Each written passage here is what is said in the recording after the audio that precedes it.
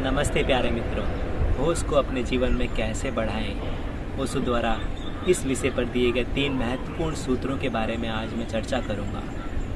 होश जो हर एक ताले की चाबी है, जिसके द्वारा हम कुछ भी प्राप्त कर सकते हैं, जिसके द्वारा हम बुद्ध बन सकते हैं, जिसके द्वारा हम महावीर बन सकते हैं, जिसके द्वारा हम ज्ञान के ऊंचे ऊंचे शिखरों तक पहुंच सकते हैं। होश ही एकमात्र ऐसी चाबी है जिसके द्वारा हम सक्सेस के, उन्नति के अलग अलग आयामों तक पहुंच सकते हैं। और जितना हमारे जीवन में होश जागेगा, उतने हमारे विचार क्षीण हो जाएंगे, उतनी हमारे जीवन सुसज्जित हो जाएगा, उतना हमारा जीवन एक खिलावट बनेगा, उतना हमारा जीवन एक पुष्प की भांति बनेगा, उतनी ज़्यादा उसमें सुगंध आएगी।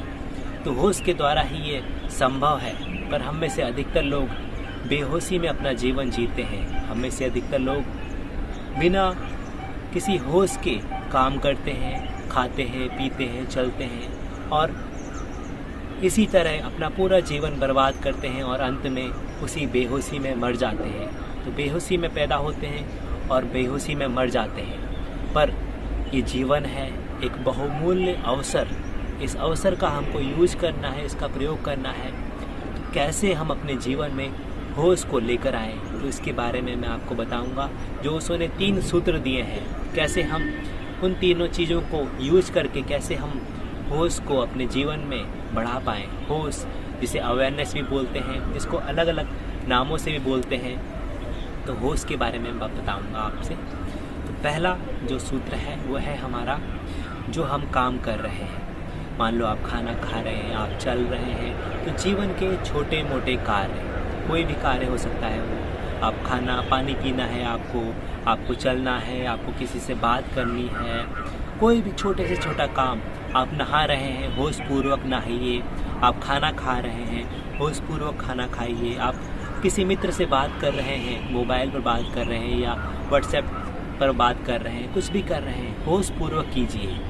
आप चल रहे हैं, होशपूर्वक चलिए। आप गाड़ी चला रहे हैं तो होशपूर्वक गाड़ी चलाइए। कोई भी काम, जीवन का छोटे से छोटा काम, आप घर में आप खाना बना रहे हैं, आप खाना पका रहे हैं, तो होश का यूज कीजिए। अगर आप होशपूर्वक काम करेंगे तो कामों में अपने आप ही एक सुंदरता बन जाएगी, एकदम नवीनता आ जाएगी।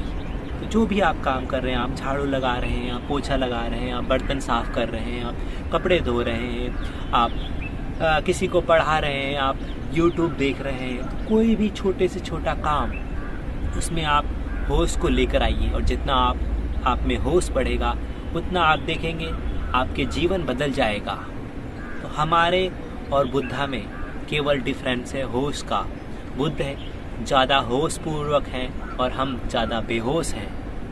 जितना हमारा होश बढ़ेगा, जैसे मैंने पहले बोला आपको, जितना होश बढ़ेगा उतने हमारे विचार कम होते जाएंगे। क्योंकि होश है एक कॉन्शियसनेस, होश है जागृति और बेहोशी है एक मुर्दापन। तो जितना हमारा होश बढ़ेगा जीवन में, इतना बढ़ेगा, उतना हमारा जीवन बहुत ही आनंददायक हो जाएगा। पहला स्टेप है आपका, जो भी हम काम कर रहे हैं उसमें होशपूर्वक रहना है। ठीक है, तो जो भी आप छोटे से छोटा काम कर रहे हैं, मुझको सुन रहे हैं, कुछ भी काम कर रहे हैं, उसमें होशपूर्वक रहना है। दूसरा जो महत्वपूर्ण स्टेप है, जब भी हम बैठें, जब भी हम अपने साथ रहें, कुछ समय के लिए अपने साथ अपना समय निकाल कर अपने साथ रहिए और अपने विचारों को होशपूर्वक देखिए। जो भी विचार आ रहे हैं, जा रहे हैं, उनको कुछ विचारों से तालमेल नहीं करना है, उनके लिए कोई कहानी नहीं बनानी है, विचारों के साथ मिल एक साथ नहीं हो जाना है। विचारों के साथ जो विचार आ रहे हैं, उन विचारों के साथ बहकर नहीं जाना है, विचारों के साथ एक नहीं हो जाना है, विचारों को बस देखते रहना है, होशपूर्वक देखना है।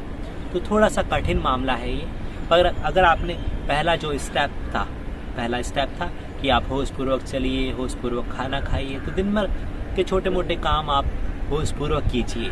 तो आप जब आप बैठेंगे ध्यान के लिए, तो ध्यान में आपको कुछ नहीं करना है, बस जो विचार आ रहे हैं और जा रहे हैं उनके लिए बस होशपूर्वक उनको देखना है, कुछ नहीं करना है, बस आपको, यही आपके लिए ध्यान है। तो ये था सेकंड स्टेप, दूसरा चरण। तीसरे चरण में आपको अपनी भावनाओं को देखना है। कभी भी आपको गुस्सा आया, कभी भी आपको उत्तेजना आई, कभी भी आपको कोई भी अलग तरह की भावनाएं, हमारे जीवन में चलती रहती हैं भावनाएं, पर हम उन भावनाओं को देख नहीं पाते हैं और उनके साथ एक हो जाते हैं। जब भी हमको कामुकता हमारे भीतर आती है तो कामुकता के साथ एक हो जाते हैं। जब भी हमारे भीतर क्रोध आता है तो हम क्रोधित हो जाते हैं। जब भी हमारे अंदर कोई दूसरी तरह की वासना जगती है, कुछ खाने की वासना, कहीं जाने की वासना, तो हम उस वासना के साथ एक हो जाते हैं, उस वासना को देख नहीं पाते हैं। तो तीसरा चरण है हमारी वासनाओं को, हमारी जो कामनाएं हैं, हमारी जो भावनाएं हैं, उनको देखने का प्रयोग। पहले स्टेप में हमने जो हमारा सबसे ग्रॉस था, जो इसको हम शरीर बोलते हैं, उसके द्वारा जो काम कर रहे हैं उसको देखना है। हम हाथ घुमा रहे हैं, हम कुछ कर रहे हैं, हम खेल रहे हैं, कूद रहे हैं, कोई भी काम कर रहे हैं, हम काम के दौरान हमको होश बनाकर रखना है, पहला स्टेप। दूसरे स्टेप में जब भी आप ध्यान करने के लिए बैठिए, उस ध्यान में आपको कुछ नहीं करना है, कोई विचार नहीं करना है, बस विचारों को देखना है। आपको विचार आ रहा है खाना खाने का, आपको विचार आ रहा है कहीं घूमने का, आपको विचार आ रहा है कोई पास्ट का विचार है, कोई भविष्य का विचार है, अलग अलग तरह के विचार आते रहते हैं, जाते रहते हैं, आते रहते हैं, जाते रहते हैं। आपको विचारों के साथ कुछ नहीं करना है, बस उनको देखते रहना है, देखते रहना है, देखते रहना है, और धीरे धीरे वो विचार विदा हो जाएंगे। और फिर तीसरा स्टेप है भावनाओं को, जो भी हमारी कामनाएं हैं, जो भी वासनाएं हैं, उनको देखना, उनके साथ एक नहीं हो जाना, उनको देखना। तो अगर आपने पहला जो चरण है उसको अच्छे प्रकार से किया तो आप दूसरे चरण में अच्छे प्रकार से जा पाएंगे। और फिर तीसरा चरण अपने आप से होगा, आपको ज़्यादा कुछ करना नहीं पड़ेगा, उसके लिए आपको ज़्यादा उसमें जोर जबरदस्ती नहीं करनी पड़ेगी, आप अपनी भावनाओं को देख पाएंगे। और जब ये तीनों चरण पूरे हो जाएंगे तो आपको उस शाश्वत, उस परमानंद की अनुभूति होगी जो इन तीनों के बाहर है, जहाँ पर केवल होश है, जहाँ पर बेहोशी नहीं है। तो आप भी उस बुद्धा को, उस एनलाइटनमेंट को, उस बुद्धत्व को हासिल कर पाएंगे। वो आपके भीतर ही है, वो मेरे भीतर भी है, वो सबके भीतर है, हर प्राणी के भीतर वो बुद्धत्व है। बस हमको जगाना है अपने जीवन में होश। होश का मार्ग जो ओशो ने बताया है, उसके 3 चरण फिर से सुन लीजिए। पहला, जो हम छोटा मोटा जो भी काम कर रहे हैं उसके लिए होश। दूसरा चरण हमारे जो विचार हैं उनके लिए होश। तीसरा चरण हमारी जो भावनाएं हैं, हमारी वासनाएं हैं, उनके लिए हमारा होश।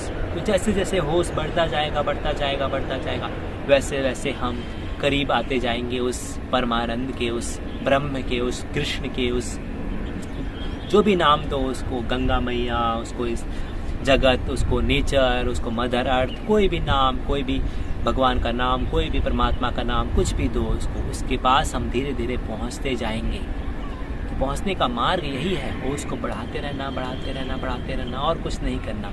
जीवन के बहुत सारे ऐसे क्षण मिलते हैं हमारे जीवन में जहाँ पर हम होश को बढ़ा पाएँ। तो ये हमारे भीतर होना चाहिए कि हम कैसे होश को बढ़ाएं। तो इसके लिए 3 चीज़ें आप कीजिए। और ये ऐसा नहीं है कि आपको समय निकालना पड़ेगा इन चीज़ों के लिए, आप कहीं भी कर सकते हैं। आप कहीं भी बैठे हैं, होशपूर्वक बैठिए, होशपूर्वक खाना खाइए, होशपूर्वक बात कीजिए, होशपूर्वक सुनिए।